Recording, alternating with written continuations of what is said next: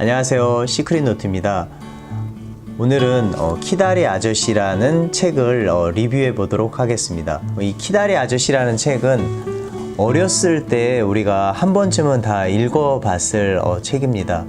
저는 특히 이 키다리 아저씨에 대한 이 소설이 제 삶에 좀 영향을 미친 부분이 있습니다. 그리고 매년 제가 하는 후원이나 행사에 관련된 내용도 이 키다리 아저씨의 영향을 받지 않았다고 볼 수가 없습니다. 키다리 아저씨에 나오는 주된 내용 중에 하나는 고아원에서 일어나는 어떤 그 소녀의 이야기입니다.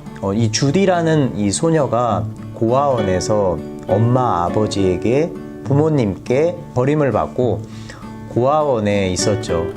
근데 이 고아원을 후원해주는 후원자가 있었습니다. 그 후원자 중에 한 명이 바로 키다리 아저씨였는데요. 이 키다리 아저씨가 이 주디라는 이 소녀에게 꿈을 심어주는 일을 합니다.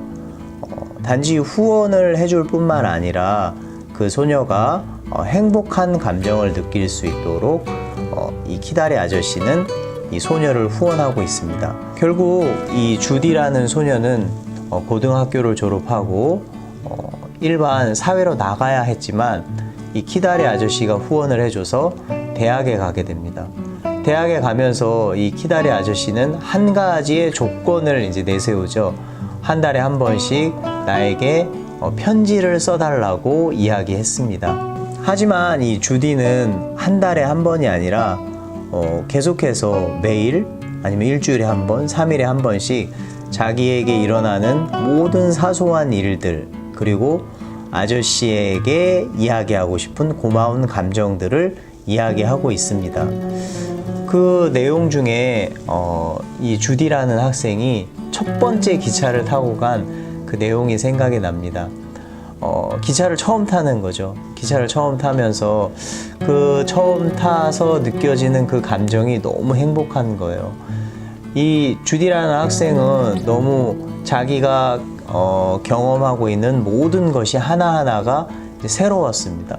새로웠기 때문에 그 새로운 감정을 무한한 행복감으로 이제 느끼는 거죠. 그래서 이 학생이 대학에 들어가서 대학 그 교정을 거닐다든지 아니면 새로운 사람을 만난다든지 또 새로운 것을 배운다든지 하는 그 모든 것이 신기하고 재미있고 행복한 감정을 느낄 수가 있었습니다. 키다리 아저씨의 내용은 제가 몇 군데만 한번 소개해 드리도록 하겠습니다. 아저씨 감사합니다. 저를 대학에 보내주신 아저씨께 정말 감사드려요. 대학 생활이 이렇게 멋진지 몰랐거든요. 하루하루가 정말 행복해서 잠까지 설칠 정도예요. 여기가 존 그리워 고아원과 얼마나 다른지 아저씨는 상상도 못하실 거예요. 세상에 이런 곳이 있을 줄은 꿈에도 생각하지 못했어요. 여자가 아니라서 이 학교에 들어오지 못하는 사람들이 가엾다는 생각까지 들어요. 아저씨가 젊었을 때 다니던 대학도 이렇게 멋지지는 않았을 거예요. 주디가 경험하는 모든 세계는 행복한 감정으로 가득 차 있습니다. 고아원에서 느끼지 못했던 대학 생활을 하면서 또 새로운 사람과 만나면서 공부하면서 느꼈던 그 행복한 감정이 나중에 주디가 커서 작가가 되고 또 주디가 살아나가는 데 있어서 그 행복한 감정이 자기에게 닥쳐올 안 좋은 불안한 감정이라든지 또 미래의 불안한 감정들까지도 다 잠재울 수 있을 만큼 아주 멋진 그런 추억이 되었습니다. 또 한 군데를 제가 얘기를 해드리면 이런 글이 있습니다. 그리고 마지막으로 이번 금요일에 줄리아와 셀리와 함께 쇼핑하러 뉴욕으로 가서 하룻밤을 자고 다음날 펜들턴 씨와 연극을 보러 가기로 했어요. 우리를 초대해 주셨거든요. 줄리아는 자기 집으로 가지만 셀리와 저는 마더 와싱턴 호텔에 머물 거예요. 아저씨, 부럽지 않으세요?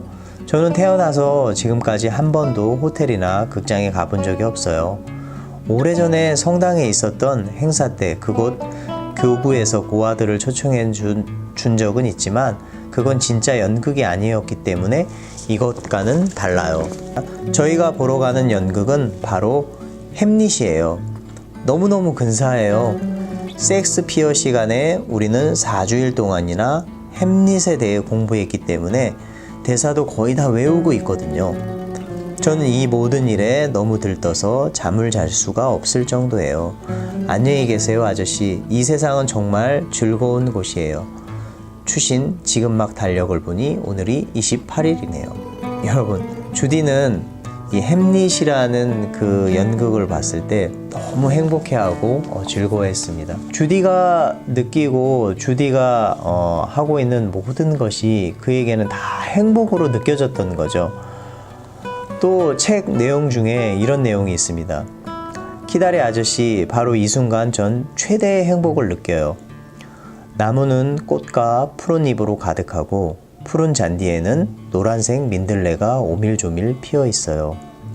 그리고 하늘색, 분홍색, 흰색 드레스를 입은 소녀들이 여기저기 거니는 모습은 보기만 해도 생기발랄하고 아름다워요. 곧 다가올 방학에 대한 설렘으로 시험 따위는 그리 큰 걱정거리가 되지 않아요. 이렇게 한가롭게 행복한 곳이 또 있을까요? 그 중에서도 가장 행복한 사람은 바로 저일 거예요. 저는 많은 학생들이 스스로 행복하다는 사실을 모르고 있음을 알게 됐어요. 그들은 너무나 많은 행복으로 둘러싸여 있어 행복에 대해 감각이 무뎌졌어요. 그러나 저는 제가 행복하다는 것을 언제나 절실히 느끼고 있어요. 앞으로 어떤 불행한 일이 닥치더라도 계속 행복하다는 느낌을 가지려고 노력할 거예요. 여러분, 지금 행복한 그 감정 하나가 나중에 어려운 일이 닥쳤을 때 이겨낼 수 있는 힘이 된다는 것은 우리에게 아주 큰 교훈이 되는 것 같습니다. 키다리 아저씨, 저는 행복의 비결을 발견했어요. 여러분들은 행복의 비결이 뭐라고 생각하십니까?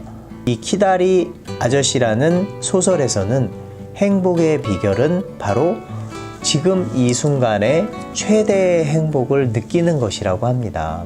여러분, 이 키다리 아저씨 같은 사람이 나에게도 있다면 얼마나 큰 힘이 되겠습니까? 또 우리가 누군가에게 키다리 아저씨처럼 행복한 감정을 느끼게 해주고 행복한 공연을 보게 해주고 행복함을 전해줄 수 있다면 우리는 얼마나 보람된 그런 인생을 살아가는 겁니까?